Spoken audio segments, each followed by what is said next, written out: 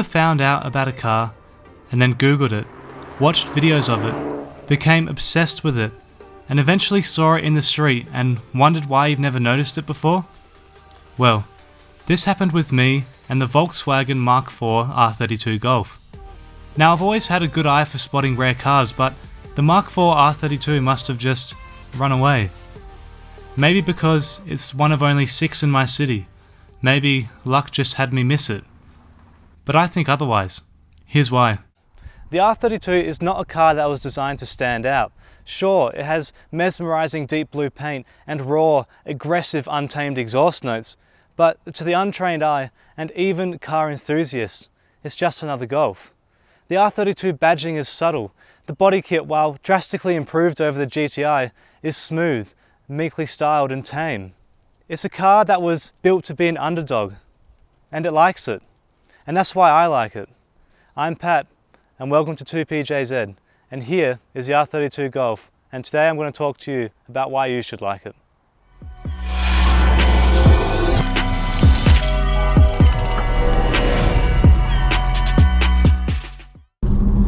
The R32 not only leaves bigger, more physically intimidating cars confused when you take off the lights of the car meet, but it provides an A-class driving package too, which leads me to the first pro. What is packed under that bonnet? Now, on the outside, while the R32 does appear to be a huge underdog, under the bonnet is a 3.2 litre VR6 engine, which from factory provided about 177 kilowatts. However, its curb weight of around almost 1.5 tons does kind of bring that down a bit, which leads for it to be pretty heavy. But that doesn't take away from the steering wheel, big and chunky, the grippy pedals, the fantastic short shifting stock gearbox, and the immense roar of the engine. The exhaust is beyond amazing, and just driving it you can't stop feathering the throttle. So you get to about 2,000 revs or so, and you can just let go of the throttle and it'll have a nice little gurgly tone that you hear from out the back, and it's absolutely awesome. And it's especially more awesome when you do the flapper mod like I have. And everything just about on this car in terms of performance packaging is essentially as it came from the factory, and it's still to this day, in 2018, 14 years after it was built, absolutely perfect. And you point it somewhere and it will go there. You want to push your foot down, it'll take off. You want to stop, it will stop. It is such a fantastic little car in terms of its driving package, and that is a huge pro and one of the main reasons why I bought this over something a little bit newer like a GTI. I don't think that anything can beat the rawness of this engine. It's unreal. Honestly, I could talk about the feeling you get when driving the R32 forever, but we have more to discuss. My personal favourite feature of the R32 is its exhaust. It's raw and meaty, yet when you enter a quiet street can be toned down and made inconspicuous. Why would you need to upgrade the exhaust when it sounds like this?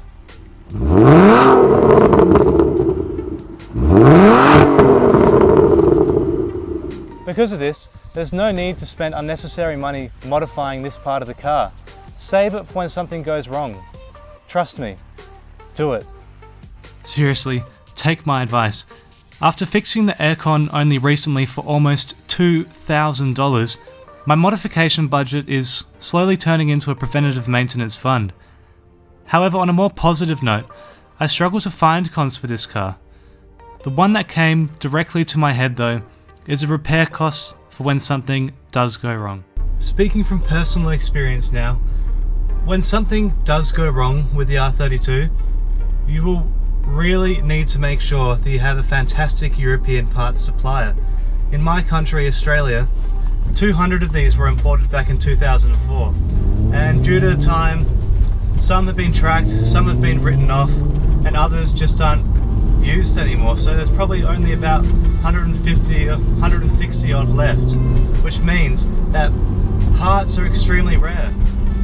And yes, there are some Mk4 GTI parts you can use on this, but not too many. So make sure that you have a great European parts supplier that can try and get you some parts locally. Otherwise it gets very, very expensive when you have to start shipping things from America and United Kingdom and all over Europe.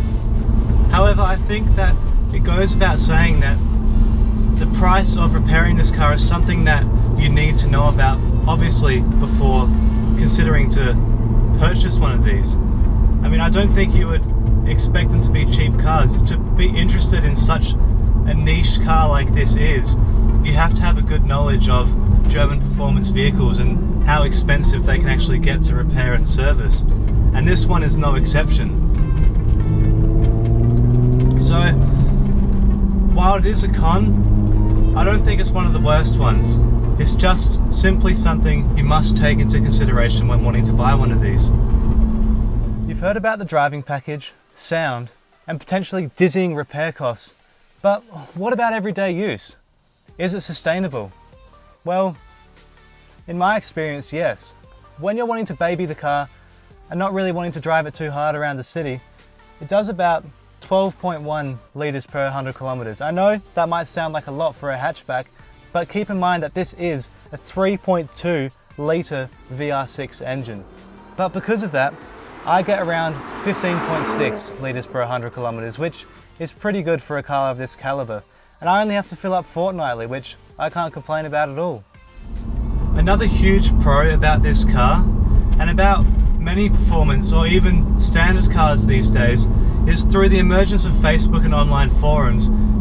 For R32s in particular, there is a fantastic place where all owners can go to share tips and insights, and that is the Australian R32 Owners Group.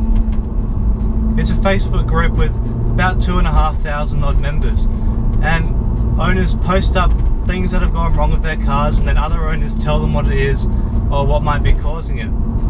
And it potentially saves people a lot of money too. There's things that they can do DIY that they would otherwise have to go to the mechanic and spend money on labour to actually diagnose the problem. So I think it's very important, if you're looking at a car, to check out the online forums and the support networks that there are, because it does save you time and it does save you money.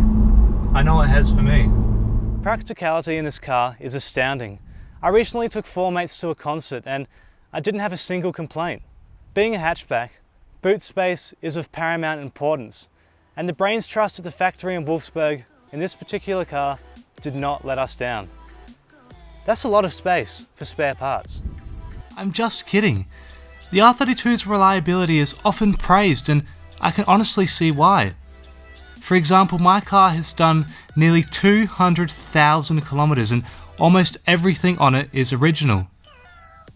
Now, things are going to break and go wrong in any used car, so why not go down in style for when it inevitably does happen? All in all, the cost of running this car and repairing it is something that you must take into consideration before buying an old German performance vehicle like the R32.